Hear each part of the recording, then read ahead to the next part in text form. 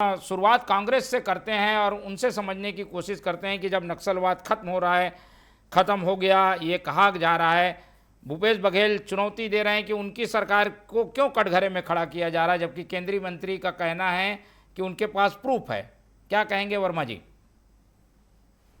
मोहन तिवारी जी, नक्सलवाद का खात्मा पूरे देश के लिए गर्व का विषय है। देशवासी, छत्तीसगढ़ की जनता और खासतौर पर बस्तर के लोग इस दिन का इंतजार कर रहे हैं। इसमें कोई संदेह नहीं है कि नक्सलवाद की कमर टूट गई है। लेकिन देश का जो सदन है, लोकसभा, झूठ और लफाजी का मंच नहीं है। जिस तरह से केंद्रीय गृह मंत्री का बयान आया, यदि किसी सरकार ने नक्सलियों का समर्थन किया है तो वो तो राजद्रोह है। तो अमित शाह बताए कि उनके अंदर डर है या कायरता है। यदि प्रमाण होते तो वो सदन के भीतर रखते, उनकी नैतिक जिम्मेदारी है। संविधान का शपथ दिया है उन्होंने। तो दलीय चाटुकारिता में शहादत का अपमान करना, शहीदों का अपमान करना, वहां के जो आदिवासी, मोहन जी, 1700 से ज्यादा स्थानीय आदिवासियों को मुखबिर बता के वहां के नक्सलियों ने मौत के घाट उतारा है। गृह मंत्री का ये बयान उन 1700 परिवारों के शौर्य का अपमान है जिन्होंने शहादत दी है, जिन्होंने नस्लवाद का दंश झेला है। कांग्रेस पार्टी के एक पूरी की पूरी झीरम मामले में, झीरम नरसंहार में निपट गई थी। उसके बाद भीमा मंडावी का प्रकरण भी आपको याद होगा, 2019 से 7 साल हो गए। केंद्रीय जांच एजेंसी है एनआईए, किसको बचाने के लिए अब तक पर्देदारी कर रही है, जांच की दिशा कौन भटका रहा है। भीमा मंडावी के परिजनों को न्याय कब मिलेगा? मैं 3 पॉइंट सवाल आपसे पूछता हूं कि देश के सदन में किस तरीके से झूठ बोला जा रहा है। पिछले साल 2025 में बस्तर पंडुम हुआ था।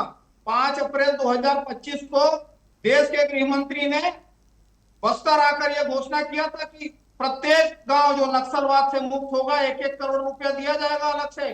8,000 गांव है बस्तर में। वही झूठ एक बार फिर से सदन में बोला गया। वो 8,000 करोड़ रुपया कब मिलेगा? समर्पण की जो पुनर्वास की योजना है वो राज्य सरकार की है। मोहन जी, 2896 समर्पण का दावा यह सरकार कर रही है। समर्पण करते ही 50,000 रुपया देने का जो है इनका दावा है।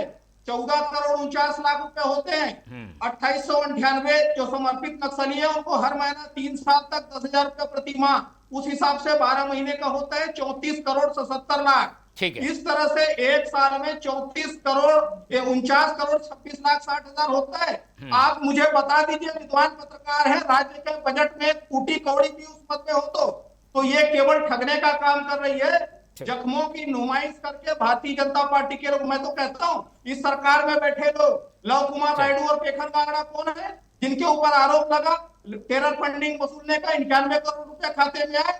तो ये सियासत करना बंद कर दे।